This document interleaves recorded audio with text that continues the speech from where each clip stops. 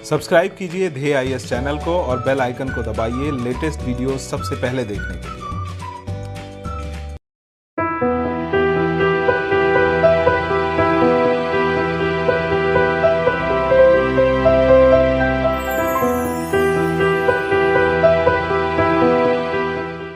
नमस्कार, मैं सुनील वर्मा ध्येय आईएएस टीम की ओर से आपका स्वागत करता हूं ध्येय टीवी पर। हम बात करेंगे डेली करंट अफेयर्स के अपने प्रोग्राम पर, जैसा कि हम प्रतिदिन करते आए हैं।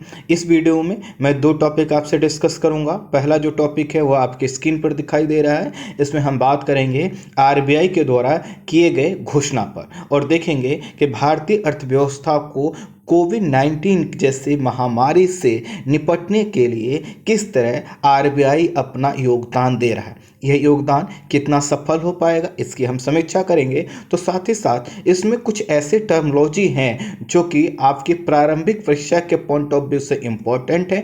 वहीं जो यह घोषणा है यह कितना सफल हो सकता है, कारगर हो सकता है, कैसे किसी अर्थव्यवस्था में एक केंद्रीय बैंक अपनी भूमिका निभा सकता है, यह मुख्य परीक्षा के पॉइंट ऑफ व्यू से इम्पोर्टेंट है। वहीं जो दूसरी खबर है उसमें हम डिस्कस करेंगे भारतीय रुपए का कमजोर होना, अर्थात डॉलर के सापेक्ष जो भारतीय मुद्रा कमजोर हो रही है उसके कॉन्सेप्ट को हम डिस्कस करेंगे, उसके कारणों पर हम बात करेंगे। आइए एक एक करके हम इसको डिस्कस करते हैं। जैसा कि आपको पता है आरबीआई हमारे देश का केंद्रीय बैंक है और इसकी जो स्थापना हुई थी वह हुई थी 1935 में। और जो 1935 में इसकी स्थापना हुई थी उस समय एक एक्ट लाया गया था जिसका नाम है बैंकिंग रेगुलेशन एक्ट 1934 और इसी के तहत आरबीआई की स्थापना की गई थी। इसकी स्थापना के समय अधिकांश जो इसके शेयर धारक थे वो गैर सरकारी थे और बाद में जो कि देश जब आज़ाद हुआ लोगों का बैंकों पर भरोसा बनाना था तो इसलिए क्या किया गया, इसका राष्ट्रीयकरण कर दिया गया और यह कार्य किया गया 1 जनवरी 1949 को। और तब से ये क्या है, देश का केंद्रीय बैंक है और पूर्णतः सरकारी स्वामित्व में है। इसके 3 प्रमुख कार्य हैं और यही जो 3 प्रमुख कार्य हैं इसी से आपके दोनों टॉपिक अर्थात जो भी इस वीडियो में पूरे जो टॉपिक हैं सब जुड़ेंगे। पहला है देश के विकास के लिए मौद्रिक नीति का निर्माण और विनियमन करना, अर्थात अब देखिए मौद्रिक नीति से मतलब क्या है, उस प्रकार की नीति से है जिस नीति के द्वारा मुद्रा के प्रसार को कम और ज़्यादा किया जाता है। अर्थात आपने देखा होगा बैंक बार बार समय समय पर कहता है कि हमारी मौद्रिक नीति ऐसी है। कई बार वह बाजार में पैसे को डालती है और कई बार बाजार से पैसे को सोखती है। तो यह जो नीतियां हैं इसी को बोलते हैं मौद्रिक नीति। तो इनका निर्माण भी करती है और इनका रेगुलेशन भी करती है, अर्थात यह नीतियां सही से कार्य कर पा रही हैं या नहीं कर पा रही हैं। वहीं जो दूसरी इसका जो प्रमुख कार्य है वह है महंगाई नियंत्रण और प्रोत्साहन, अर्थात जैसे ही महंगाई बढ़ती है तो आपने देखा होगा आरबीआई जो है कि मेन रोल में आ जाता है और आरबीआई का जो इन्फ्लेशन कमेटी है वह क्या करती है, रेट डिसाइड करती है कि कैसे यह महंगाई को कम और ज़्यादा किया जा सकता है। ऐसा नहीं होता हमेशा महंगाई को कम ही किया जा सकता है, बल्कि ये भी होता है कई बार महंगाई बिल्कुल नहीं है। फॉर एग्जाम्पल मान लीजिए जब सामान का उत्पादन बहुत ज़्यादा हो गया है और उसका उत्पादन इतना ज़्यादा हो गया है कि जो लागत वो भी नहीं निकल पा रही है। जैसे मान लीजिए मैं वर्तमान संदर्भ में लूँ तो अगर हम टमाटर का देखें तो मैंने न्यूज़पेपर में पढ़ा कई जगहों पे टमाटर रोड पर फेंक दिया जा रहा है। क्यों फेंक दिया जा रहा है? क्योंकि टमाटर की कीमत नहीं मिल रही और ये इस वजह से नहीं मिल रही क्योंकि उसको टमाटर की महंगाई क्या है, बहुत कम है। तो कई बार महंगाई बढ़ाने की भी नीतियाँ क्या करता है, आरबीआई अपनाता है। ये किस लिए अपनाता है ये कभी हम बाद में डिस्कस करेंगे। उसके बाद जो तीसरा इसका प्रमुख कार्य है वह है विदेशी विनिमय दर को मैनेज करना। और जो विदेशी विनिमय दर को मैनेज करना है यही आपका जो टॉपिक ये जोड़ता है वह जोड़ता है दूसरे टॉपिक, अर्थात जो रुपया हमारा कमजोर हो रहा है डॉलर के सापेक्ष उससे जुड़ता है। और वही जो पहला देश के विकास के लिए मौद्रिक नीति का निर्माण करना, जो यह पहला प्रमुख कार्य है इसी से जुड़ता है हमारा पहला टॉपिक जो अभी आरबीआई करेंगे भारतीय अर्थव्यवस्था के संदर्भ में किया है। इसके कुछ अन्य कार्य हैं, वह क्या है, बैंकर्स ऑफ द बैंक, अर्थात यह बैंकों के लिए भी बैंकर का काम करता है। जैसे हमें पैसे की जरूरत होती तो हम बैंक के पास जाते हैं, हमें जमा करना होता पैसे बैंक के पास जाते हैं, ठीक इसी तरह बैंकों को पैसा चाहिए होता, अपना पैसा जमा करना होता है तो आरबीआई के पास जाते हैं। इसके साथ साथ एक करेंसी भी इशू करता है। इसके साथ साथ यह जो है कि जो हम केवाईसी के रूल होते हैं, अर्थात किसी का अकाउंट ओपन करना है, उसको एक्टिव रखना है, तो उसका जो केवाईसी के रेगुलेशन है वह सही से काम कर रहे हैं या नहीं कर रहे हैं, इसका भी सुपरविजन ये करता है। इसके साथ साथ ये रेगुलेटिंग सिस्टम है, रेगुलेटिंग का काम करता है, मैकेनिज्म अपनाता है रेगुलेटिंग का, किसके लिए, कि बैंकिंग सिस्टम सही से काम कर रहा है या कि नहीं कर रहा, अर्थात जो बैंक के बोर्ड हैं वो सही नीतियां अपना रहे हैं या नहीं अपना रहे हैं। जब आरबीआई को लगता है सही नीतियां नहीं अपना रहे हैं तो आपने अभी देखा यस बैंक के संदर्भ में आरबीआई कई प्रकार के कदम उठाती। तो ये थे प्रमुख जो है कि इसके प्रमुख का। अब आइए वर्तमान इसको पूरे टॉपिक को मैं आपके जो है कि करंट कॉन्टेक्स्ट से जोड़ता हूँ। इस समय जैसा कि आपको पता है पूरा विश्व कोरोना संकट से जूझ रहा है, लॉकडाउन की कंडीशन है, तो इस समय देश में उत्पादन क्या हो रहा है, बहुत ठप हो चुका है। जो इसेंशियल गुड्स हैं, जो आवश्यक वस्तुएं हैं, उन्हीं का सिर्फ उत्पादन हो रहा है, बाकी किसी चीज का उत्पादन नहीं हो रहा। अब समझिए 135 करोड़ लोगों में से लगभग 3 से 4 करोड़ लोग किसी न किसी तरह से सिर्फ अपनी भागीदारी दे पा रहे हैं, बाकी 130 करोड़ से अधिक जनसंख्या घरों में कैद है। जब घरों में कैद है, कोई उत्पादन वाला कार्य नहीं कर रही है, तो क्या अर्थव्यवस्था ऊपर जाएगी या नीचे जाएगी? स्वाभाविक है, अर्थव्यवस्था क्या जाएगी, नीचे जाएगी। अर्थव्यवस्था नीचे जाने का मतलब है सरकार का जीडीपी कम होना, और इसका मतलब यह है कि लोगों के पास भविष्य में क्या होगा, पैसा नहीं होगा। जब 130 करोड़ लोग कुछ काम ही नहीं कर रहे हैं तो उनके पास जो पैसा बचा है उसी को क्या कर रहे हैं, वह खर्च कर रहे हैं, लेकिन वह कितने दिन तक चलेगा अगर वह कोई कमाई नहीं करते। अब इस स्थिति में क्या हो गया है कि पूरे बाजार में पैसे का शिथिलता रुक गई, अर्थात उसका जो प्रवाह है वो रुक गया है। प्रवाह रुकने का मतलब ये है कि जैसे पहले मान लीजिए आपके पास 1 लाख रुपए है आपके परिवार के पास, तो क्या करता था, 10,000 20,000 रुपये बचा के 80,000 रुपये किसी काम में लगाता, बिजनेस में लगाता था। तो ये 80,000 रुपये आप कहीं ना कहीं खर्च करते थे। ठीक जहां आपने खर्च किए उसके पास और लोग भी आते होंगे। मान लीजिए आपने एक दुकान खोला है और दुकान से एक महीने में आपको 1 लाख रुपए की इनकम हुई, तो आप 80,000 से क्या करेंगे, और सामान खरीदेंगे।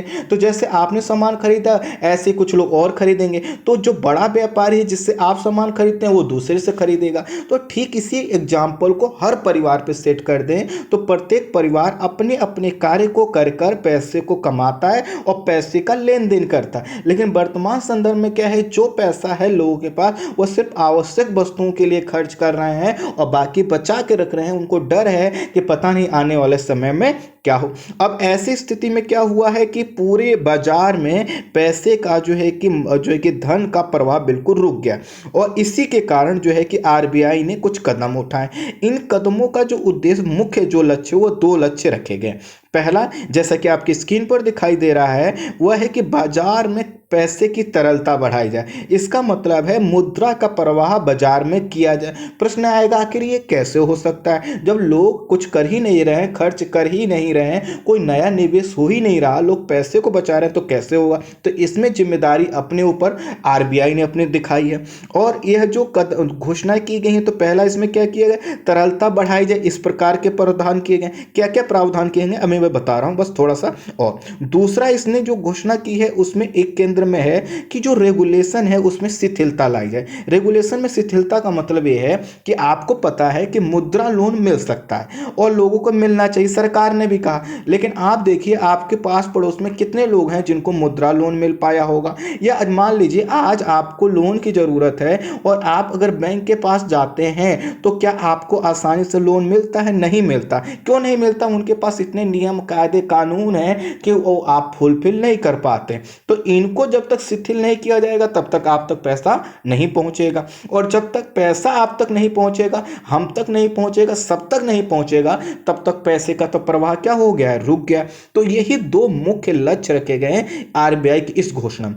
अब मैं बताता हूं कैसे इन दोनों लक्ष्यों को आरबीआई किन किन प्रावधानों के तहत प्राप्त करना चाहती है, उसने क्या क्या घोषणाएं की हैं। आरबीआई ने सबसे पहले कहा है कि वह रिवर्स रेपो रेट में 0.25% अर्थात 25 बेसिस पॉइंट्स को कम कर रहा है। अब देखिए एक नया शब्द आ गया, पहले उसको ही समझ लेते हैं फिर मैं बताऊं। एक शब्द है रिवर्स रेपो रेट। तो रिवर्स रेपो रेट से तात्पर्य उस रेट से होता है जो आरबीआई के पास बैंक पैसा जमा करते हैं। तो आरबीआई बैंकों को जो ब्याज देती है उसको बोलते हैं रिवर्स रेपो रेट। अब मैं देखिए एक एग्जांपल लेता हूं।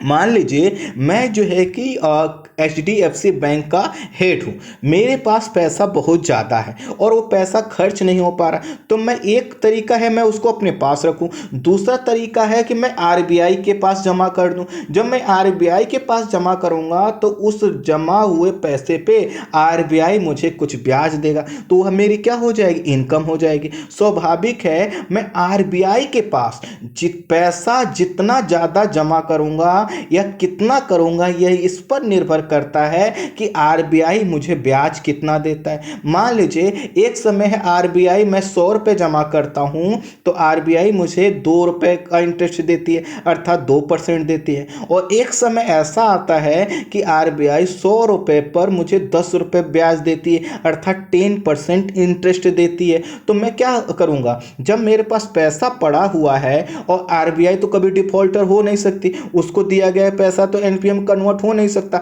तो जब मुझे लगेगा कि 10% आरबीआई पैसा मुझे दे रहा है, तुरंत मैं क्या करूंगा, आरबीआई को ढेर सारा पैसा क्या करूंगा, दे दूंगा, जमा कर दूंगा और उस पर मुझे क्या मिलेगा, ब्याज मिलेगा।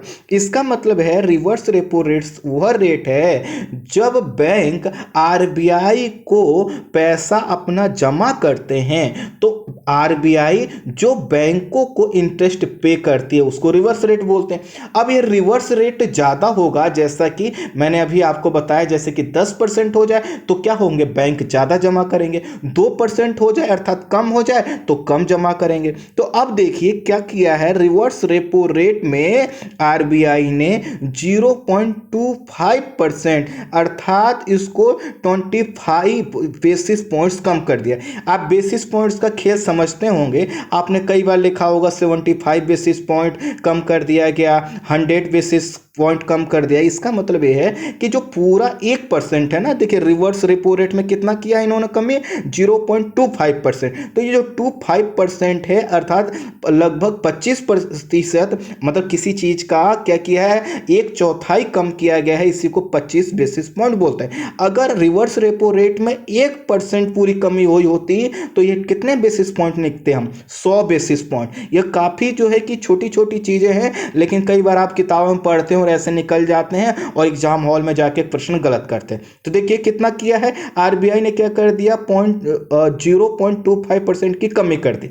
इसका मतलब ये हुआ कि अब आरबीआई क्या कर रहा है, बैंकों को हतोत्साहित कर रहा है कि भैया आप हमारे पास जब पैसा जमा मत करो, अब हम आपको क्या करेंगे, ब्याज कम देंगे, हमने अपना रेट कम कर दिया है। अर्थात अगर आप हमको पैसा जमा करते हो तो पहले जितना हम जो है कि आपको इंटरेस्ट देते थे अब हमने कम कर दिया। तो जब कम कर दिया है तो अब आरबीआई के बैंक क्या करेंगे, आरबीआई के पास पैसा क्या करेंगे, जो है कि कम जमा करेंगे। अब प्रश्न आएगा पहले कितना था, तो पहले जो रिवर्स रेपो रेट था वह 4% था, अब 0.25% कम करने के बाद जो रिवर्स रेपो रेट बचा है वह 3.75% बचा है। इस तरह से अब इससे क्या होगा, बैंकों के पास एक विकल्प होगा कि अच्छा अब चूंकि आरबीआई से हमें जो है कि ज्यादा इंटरेस्ट रेट नहीं मिलेगा तो हम यह पैसा क्या करेंगे, लोगों को दें, और लोगों को देंगे तो लोगों से क्या होगा, हमें ज्यादा प्रॉफिट मिलेगा। अब आप कह सकते हैं 0.25% ये बहुत तो ज्यादा नहीं, लेकिन जब पैसे का लेन देन लाखों करोड़ रुपए में होता है तो ये अमाउंट बहुत बड़ा हो जाता है। इसलिए इस तरह से रिवर्स रेपो रेट कम करके आरबीआई ने क्या किया है, बैंकों को प्रोत्साहित किया कि भैया आप हमारे पास पैसा मत जमा करो, आप ले जाकर लोगों को दे। अब देखिए उस पे हुआ क्या है। अभी जो अगर हम देखें तो 15 अप्रैल तक आरबीआई के पास बैंकों ने लगभग 7 लाख करोड़ रुपए जमा कर रखे हैं। ध्यान दीजिए, लगभग 7 लाख करोड़ रुपए जमा कर रखे हैं। और क्यों जमा कर रखे हैं? क्योंकि इस पर क्या मिल रहा था, ब्याज मिल रहा था। अब आरबीआई ने कहा कि भैया हम तो अपना रेट क्या कर रहे हैं, कम कर रहे हैं। तो ये जो 7 लाख करोड़ रुपए है, इसमें से जितना अधिक बैंक निकालेंगे, क्योंकि बैंकों को तो क्या चाहिए, प्रॉफिट चाहिए, और वह निकाल कर क्या करेंगे, लोगों को देंगे। और लोगों को देंगे तो क्या होता है, आपको अगर लोन मिलेगा तो आपको क्या मिलेगा, 12% 13%। और यहाँ पे आरबीआई कितना दे रही है, अब जो है कि कमी करने के बाद 3.75% इंटरेस्ट दे रही है, ब्याज दे रही है। तो ये तो काफी कम है। तो लोग क्या होंगे, अब बैंक क्या करेंगे, मूव करेंगे लोगों को देने के लिए। जब लोगों को पैसा देंगे तो हर व्यक्ति के पास पैसा होगा, इससे क्या होगा, तरलता बढ़ेगी। तो अब कुल मिलाकर एक पॉइंट आप समझ गए। दूसरा जो है कि शब्द होता है रेपो रेट। अब प्रश्न आएगा रेपो रेट क्या होता है? तो रेपो रेट का तात्पर्य उस रेट से होता है जिस रेट पर आरबीआई बैंकों को लघु अवधि के लिए रेट देता है। अभी क्या हुआ कि बैंकों ने क्या किया, आरबीआई के पास जमा किया था रिवर्स रेपो रेट में। अब रेपो रेट में क्या होता है कि बैंकों को पैसे की आवश्यकता है, तो किसके पास जाएं, वह अपने से बड़े बैंक, सबसे बड़े बैंक के पास जाएंगे जिसका नाम है आरबीआई। आरबीआई से कहेंगे हमें पैसा दो, तो कहेगा ठीक है लो, और पैसा जो भी आरबीआई देगा उस पे वह ब्याज लेगा। तो जो ब्याज लेगा आरबीआई बैंकों से, उसी को बोलते हैं रेपो रेट। अब तो ये रेपो रेट आप समझ गए। वहीं उसी से जुड़ता शब्द इस समय यूज हुआ है, वह है targeted long term repo operation. देखिए ये भी क्या है, रेपो से जुड़ा है, इसलिए मैंने आपको रेपो रेट बता दिया। इससे तात्पर्य उस रेट से होता है जिसमें 1 वर्ष से लेकर 3 वर्ष के लिए बैंकों को ऋण देता है। कौन देता है? आरबीआई। रेपो रेट में क्या हो रहा था, आरबीआई ही पैसा दे रहा था बैंकों को, लेकिन लघु अवधि के लिए दे रहा था, 1 दिन 2 दिन 4 दिन 14 दिन इस तरह से दे रहा था। लेकिन यह जो targeted long term repo rate operation है, इसमें भी आरबीआई पैसा देगा बैंकों को, लेकिन वो क्या होगा, 1 साल से लेकर 3 साल के लिए। और इसके तहत अभी क्या किया है आरबीआई ने, यही targeted long term repo operation, जिसको हम शॉर्ट फॉर्म में आपको बोलते हैं TLTRO, इसके तहत बैंकों को आरबीआई ने कहा है हम आपको 50,000 करोड़ रुपए दे रहे हैं। इसका मतलब क्या है, आरबीआई कह रहा है आप हमारे बैंकों से कह रहा है आप हमारे पास आओ, हमसे पैसे क्या करो, लेके जाओ, और हम आपको ये पैसे लंबे समय के लिए दे रहे हैं, जल्दी आपको वापस नहीं करना है, और बहुत कम ब्याज पर दे रहे हैं। अब इससे क्या होगा, बैंकों के पास विकल्प होगा कि आरबीआई से कम ब्याज दर पर पैसे को लेकर और लोगों को क्या करें, वह हाई रेट पर बांटें। और इससे क्या होगा, बैंकों को भी फायदा होगा, और जो हम जैसे लोग हैं, आप जैसे लोग हैं, इनको लोन क्या होगा, आसानी से मिल जाएगा। लेकिन जो अभी यह जो आरबीआई ने कहा है कि हम टारगेटिंग लॉन्ग टर्म के तहत आपको 50,000 करोड़ रुपए दे रहे हैं, इसके साथ आरबीआई ने एक शर्त रख दी है। शर्त ये रखा है कि आपको ये जो पैसा दिया जा रहा है, इस पैसे का मतलब ये नहीं करना है कि आप क्या करो, ओएनजीसी, गेल या जो बड़ी बड़ी कंपनियां हैं सरकारी, उसके शेयर खरीद लो या उसमें निवेश कर दो। क्योंकि बैंकों के पास पैसा है तो कुछ भी कर सकती हैं, कहीं भी लगा सकती हैं जहां उनको प्रॉफिट दिखाई देगा। तो वर्तमान समय में क्या है कि पूरे विश्व में एनपीए ज्यादा बढ़ रहा है। एनपीए ज्यादा बढ़ रहा है तो बैंक क्या सोचते हैं कि पैसा ऐसे जगह लगाओ जिससे प्रॉफिट हो सके और पैसा डूबने का खर्चा डर भी ना हो। तो क्या करती हैं, जो अच्छे खासे पब्लिक सेक्टर यूनिट्स हैं, जैसे जिनको आप महारत्न कंपनियां जानते हैं, उसमें पैसा लगा देती हैं। तो आरबीआई ने कहा ना, अब ऐसा नहीं करना है, आपको ये जो पैसा TLTRO के तहत 50,000 करोड़ रुपए दिया जाएगा,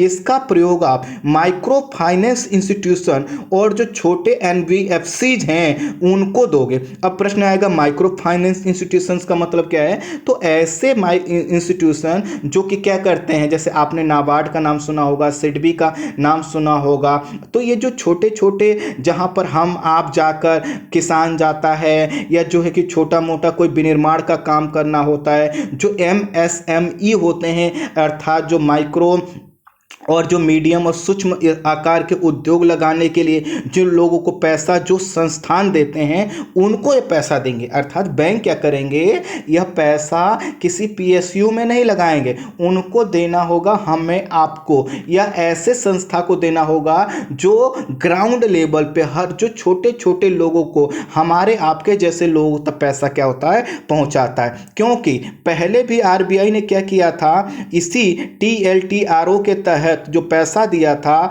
इन्होंने बैंकों ने क्या किया था, वो पैसा अपने PSU में लगा दिया, अर्थात महारत्ना जैसी कंपनियों में लगा दिया, पैसा सुरक्षित रहे। तो RBI का उद्देश्य क्या है कि लोगों तक पैसा पहुंचे, और ये क्या कर रहे हैं, शेयर में खरीद ले रहे हैं और जो है कि उसमें लगा दे रहे हैं। तो RBI के क्या हो रहा है, पूरा जो टारगेट है, लक्ष्य, वो पूरा नहीं हो पा रहा, हमारे आपके पास पैसा ही नहीं पहुंच रहा। तो कुल मिलाकर ये भी इसने कहा है। और उसके साथ साथ RBI ने कहा है कि 1 मार्च से जो लोग अपनी EMI नहीं दे पा रहे हैं, जैसे हम हैं, आप हैं, आपने कुछ खरीद रखा, मैंने कुछ खरीद रखा है, तो हम लोग अब लॉकडाउन में है, कुछ प्रोडक्शन तो कर नहीं रहे, तो उसमें क्या है कि हम अपनी EMI नहीं दे पा रहे हैं। तो RBI ने साफ कह दिया है कि 1 मार्च से जो लोग EMI नहीं दे पा रहे हैं उनमें से किसी भी व्यक्ति के अकाउंट को आप NPA घोषित नहीं करोगे। NPA का मतलब होता है नॉन परफॉर्मिंग एसेट्स, और वह क्या होता है, जैसे मान लीजिए आपने 1 लाख रुपए का लोन लिया था, तो जो लोन लिया था वह लोन अकाउंट का कुछ नंबर होगा। अब क्या करते हैं, जब आप उस पैसे को रिटर्न नहीं करते हैं तो उस पैसे को बैंक NPA में डाल देता है और ये दिखाता है ये पैसा तो विश्वसनीय नहीं है। तो उसके बाद RBI थोड़ा आप पर शिकंजा क्या कर देता है, कड़ा कर देता है, बैंक शिकंजा कड़ा कर देता है। तो अब RBI ने कह दिया कि ना किसी के भी अकाउंट को आप 1 मार्च के बाद अब नया NPA में नहीं डालोगे, अर्थात कोई पैसा नहीं दे पा रहा तो उसके पीछे कारण ये होगा कि वो लॉकडाउन के कारण प्रोडक्शन नहीं कर पा। तो इससे क्या हुआ, हमारे आपके जैसे लोग जो लोन लिए थे, छोटी छोटी EMI भरनी थी, नहीं भर पा रहे हैं, तो अब हमारा अकाउंट क्या होगा, NPA में कन्वर्ट नहीं होगा, तो हम लोग सुरक्षित हैं।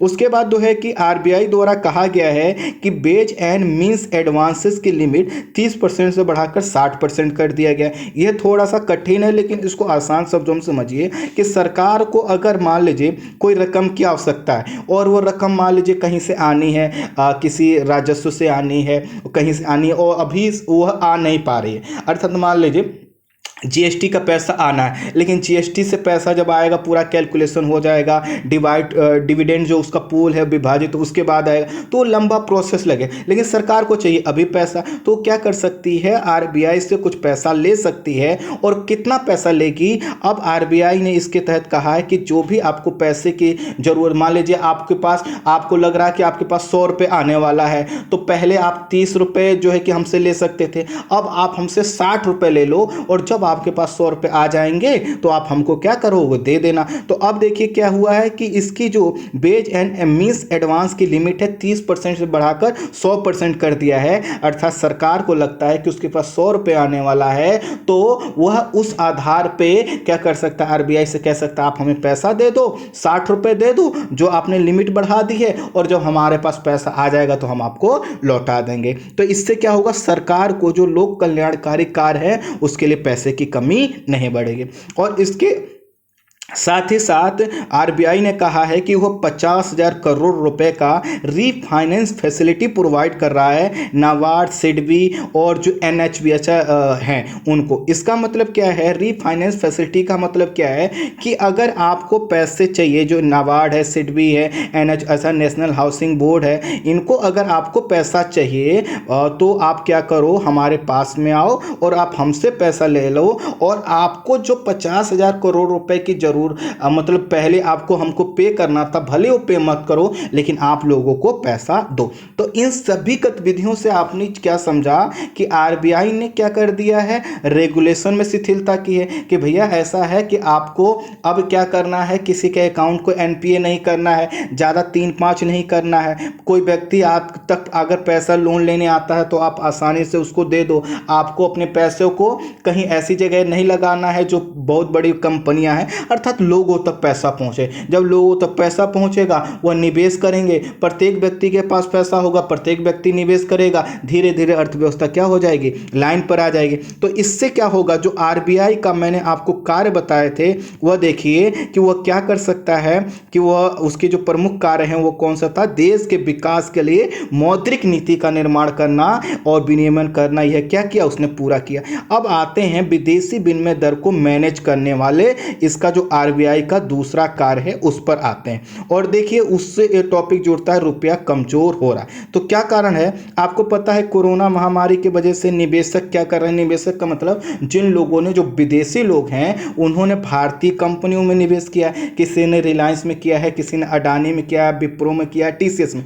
अब क्या हो रहा है, जो विदेशी निवेशक हैं वो बहुत बड़ी मात्रा में अपना पैसा निकाल कर बाहर जा रहे हैं। तो जब वह अपनी हिस्सेदारी बेचेंगे, मान लीजिए एक व्यक्ति है टोनी, और टोनी ने क्या किया था, विप्रो में 100 रुपये का निवेश किया था। अब वो अपना 100 रुपये निकाल कह रहा भैया आप, हमें नहीं चाहिए, हम अपनी हिस्सेदारी बेच रहे हैं। तो उससे कहा जाएगा ठीक है भैया अपना 100 रुपये आप ले लीजिए। तो जो 100 रुपये वह लेगा वह क्या रुपए में लेगा या डॉलर के रूप में लेगा, वह डॉलर के रूप में लेगा। और डॉलर के रूप में जब लेगा तो आरबीआई से कहेगा भैया ये लो 100 रुपये, हमें क्या करो आप डॉलर दे दो। या आप विप्रो से कहेगा कि हमें भैया 100 रुपये जो चाहिए वह हमें किस रूप में चाहिए, हमें डॉलर में दो, हम ये रुपये का क्या करेंगे, हमारे यहाँ तो गांधी जी चलते नहीं हैं। तो इससे क्या हो रहा है, जो निवेशक अपनी हिस्से को बेचकर बाहर जा रहे हैं वो बहुत ज़्यादा डिमांड कर रहे हैं अपने पैसे की, अर्थात डॉलर की, क्योंकि उनको रुपए में उनके यहाँ नहीं चलेगा और वह अपने डॉलर ले जाके कहीं और जगह निवेश करेंगे। तो जब वह डॉलर की डिमांड ज़्यादा कर रहे हैं और जब डॉलर की जो है उपलब्धता क्या हो, कम हो, तो अब क्या होगा, पहले मान लीजिए कि आपको क्या होता था, $1 मिल जाता था 50 रुपए देने पे। अब क्या है, डॉलर कम हो गया और अधिक डॉलर के लोग डिमांड कर रहे हैं। तो आप कहोगे कि भैया मुझे तो अपने निवेशक को क्या करना है, जो टोनी है वो पैसे मांग रहा है उसको देना है। तो आप कहोगे बाजार में से जाओगे, आप डॉलर खरीदोगे कि भैया मुझे डॉलर दे दो। तो वो कहेगा कि भैया पहले तो आपको क्या होता था, 100 रुपए में $2 मिल जाते थे, अर्थात $1 की कीमत आपकी 50 रुपए थी। लेकिन अब डॉलर कम है तो मैं आपको 50 रुपए में नहीं दे पाऊंगा। आप कहेंगे कितने रुपए में दोगे, तो कहेगा हम 60 रुपए आपसे लेंगे। चलिए आपने 60 रुपए पे कर दिए। ऐसे किसी और व्यक्ति को जरूरत पड़ी और वो भी गया, तो उसने कहा कि भैया अब तो हमारे पास डॉलर है नहीं, अगर आपको डॉलर चाहिए तो हम अब आपसे क्या करेंगे, 70 रुपए लेंगे। तो आप कहेंगे ठीक है 70 रुपए। तो आप देख रहे हैं डॉलर की जैसे जैसे कमी होती जा रही है, उसको खरीदने के लिए अधिक रुपए क्या करना पड़ रहा है, पे करना पड़ रहा है। तो इसमें क्या हो रहा है, रुपया क्या हुआ, कमजोर हुआ। रुपया कमजोर होने का मतलब क्या है, रुपए के द्वारा खरीदने की जो क्षमता है, रुपए की क्रय शक्ति है, वह क्या हो गई है, कमजोर हो गई। और इसी के कारण इस समय जो रुपया है वह प्रति डॉलर 76.87 पर पहुंच गया है। अर्थात अगर आपको $1 खरीदना है तो 76 रुपए और 87 पैसे आपको पे करना होगा, लगभग 77 रुपए आपको पे करना होगा। और किस वजह से करना होगा, क्योंकि क्या है, बड़ी मात्रा में डॉलर की डिमांड है और डॉलर को खरीदने के लिए अधिक से अधिक रुपया क्या करना पड़ रहा, पे करना पड़। और इस सब के पीछे कारण क्या है कि इस समय डॉलर का क्या हो रहा है, आउटफ्लो हो रहा है। आउटफ्लो का मतलब होता है डॉलर का देश से बाहर जाना। अब देखिए यह जो डॉलर का यह जो रेट है वह कई कारणों से हो सकता है। मैं आपको एक जो है कि तरीका बताता हूँ, एक एग्जाम्पल लेता हूँ, इसी एग्जाम्पल को हर जगह अप्लाई कर लीजिए। जैसे मान लीजिए आपको मैं कहूँ कि आपको क्या करना, विदेशी सामान खरीदना। तो विदेशी सामान खरीदने का मतलब क्या है, आप आयात करेंगे। तो जब आयात करेंगे तो आपको क्या करना होगा, उसको पेमेंट करना होगा विदेशी कंपनी को जिससे सामान। तो आप क्या करेंगे, उसको डॉलर में क्या करेंगे, पेमेंट करेंगे। तो डॉलर में पेमेंट करने के लिए अभी तक आप नहीं कर रहे, तो अब अचानक आपने डॉलर की डिमांड कर दी, ऐसे 100 लोगों ने और डॉलर की डिमांड कर दी। तो अब क्या हुआ कि डॉलर की तो डिमांड क्या हो गई, ज़्यादा हो गई। तो अब आप हर व्यक्ति कहेगा अधिक से अधिक रुपए देकर डॉलर वो प्राप्त करे और जो सामान खरीद रहा है उसकी कीमत को क्या करे, वो अदा करे। तो इससे क्या हुआ, डॉलर की डिमांड बढ़ी तो रुपया क्या हो गया, कमजोर हो गया। तो कोई भी ऐसी एक्टिविटी जिससे डॉलर की क्या होगी, डिमांड बढ़ेगी, रुपया क्या होगा, कमजोर होगा। और कोई भी ऐसी एक्टिविटी जिससे क्या हो कि डॉलर की डिमांड कम हो, रुपए की डिमांड क्या हो, ज्यादा हो, तो उससे क्या होगा, आपका रुपया मजबूत होगा। जैसे मान लीजिए अगर आप एक्सपोर्ट करते हैं तो एक्सपोर्ट मान लीजिए अमेरिका के व्यक्ति को आप करते हैं, पहले एक व्यक्ति कर रहा था, अब जो है कि ज्यादा लोग कर रहे हैं। तो अगर अब लोग ज्यादा लोग कर रहे हैं तो वह क्या करेंगे, पैसा लेंगे और पैसा वह डॉलर में देगा, हमारे बीआई के पास जाएंगे, भैया ये डॉलर रख लो, हमें नहीं चाहिए, हमें तो क्या चाहिए, रुपया चाहिए। तो अब देखिए लोग क्या कर रहे हैं, रुपए की डिमांड कर रहे हैं, तो रुपया क्या हो जाएगा, मजबूत हो जाएगा। अब देखिए मैं आपको थोड़ा शेयर मार्केट के विषय में बताता हूं और जो इसको समझ लेंगे तो ये समझ लीजिए भविष्य में जितना शेयर मार्केट में उतार चढ़ाव आता है वो सभी कॉन्सेप्ट क्लियर हो। विदेशी निवेशक जब शेयर बाजार में सूचीबद्ध भारतीय कंपनियों के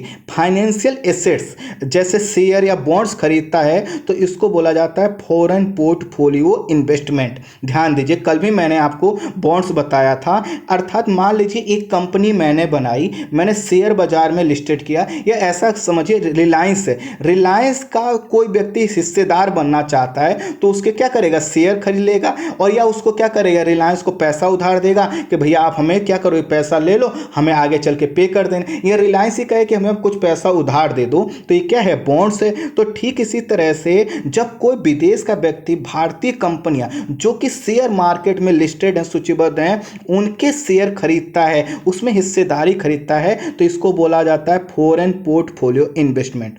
और फॉरेन पोर्टफोलियो इन्वेस्टमेंट होता है एक, दूसरा होता है एफडीआई और इसका फुल फॉर्म होता है फॉरेन डायरेक्ट इन्वेस्टमेंट। इसका मतलब है कि कोई विदेश की कंपनी भारत में आए और रिलायंस से कहे ऐसा करते हैं आप रिलायंस बी कंपनी हम बनाते हैं, और वह क्या करे, पूरा अपना जो है कि टेक्नोलॉजी लेके आए, मैनेजमेंट लेके आए, यहाँ पे नई कंपनी स्थापित करे जो नहीं थी, तो इसको क्या कहेंगे, हम एफडीआई कहेंगे। तो देखिए एफडीआई में भी पैसा आ रहा है और एफपीआई में भी पैसा आ रहा है, तो इसको बोला जाता है जो है कि फॉरेन जो है कि मनी का इनफ्लो। इनफ्लो का मतलब होता है, देखिए जैसे मैंने यहाँ आपको लिखा दिखाई दे रहा है कि फॉरेनर इन्वेस्टमेंट जो फॉरेन के होते हैं वह चाहे एफपीआई में अर्थात फॉरेन पोर्टफोलियो के रूप में इन्वेस्ट करें अर्थात शेयर बाजार में, या एफडीआई के रूप में करें, तो इसको हम क्या बोलते हैं, एफपीआई इनफ्लो। इनफ्लो का मतलब अंदर की होना। अगर इसके उल्टा होने लगे कि शेयर बाजार से लोग, जैसा कि मैंने अभी टोनी का आपको एग्जाम्पल दिया था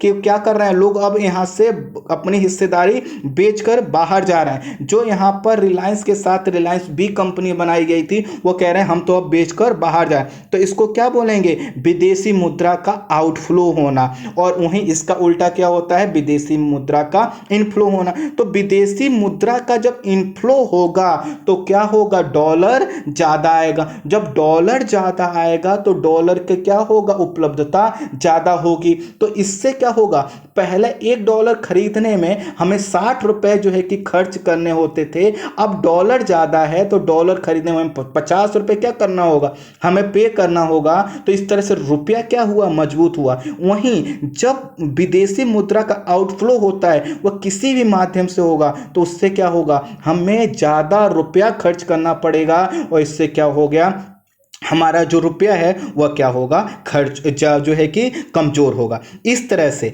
अगर हम देखें तो अगर तात्कालिक रूप से किसी अर्थव्यवस्था में तेजी से इनफ्लो हो अर्थात डॉलर ज़्यादा है तो क्या हो गया, रुपया ज़्यादा मजबूत हो जाएगा। रुपये का ज़्यादा मजबूत होना भी और तात्कालिक रूप से मजबूत होना भी ठीक नहीं है, क्योंकि इससे कुछ चीज़ें आती हैं, उसकी मैं व्याख्या यहाँ पर नहीं करूँगा, टॉपिक बहुत अलग हो जाएगा और जो है कि आपको समझने में दिक्कत। वहीं अगर आउटफ्लो तेजी से हो जैसा अभी हो रहा है तो इससे क्या होगा, घरेलू मुद्रा क्या होती है, कमज़ोर होती है। तो इसलिए हमें इस चीज़ को संभालने के लिए आरबीआई को क्या करना होता होता है, आगे आना होता है। अब देखिए आरबीआई इसको लेकर क्या कर रही, अभी जो घोषणा हुई है बहुत क्लियर नहीं है, लेकिन आरबीआई करेंसी स्वैप का जो है कि सहारा लेने जा रहा है। इसका मतलब ये है कि आरबीआई जो अपने पास उसने डॉलर रखे हैं वह डॉलर बाजार में कुछ समय के लिए डाल देगी, जिससे डॉलर की जो कमी क्रिएट हुई है वो फुल हो जाए, और जब डॉलर नॉर्मल हो जाएगा अर्थात डॉलर की डिमांड क्या हो जाएगी, कम हो जाएगी, फिर से वह क्या करेगा, अपना हिस्सा जो है कि मार्केट से खींच लेगा। तो कुछ ऐसी क्रियाविधि अपना रही है। लेकिन कुल मिलाकर अगर हम वर्तमान संदर्भ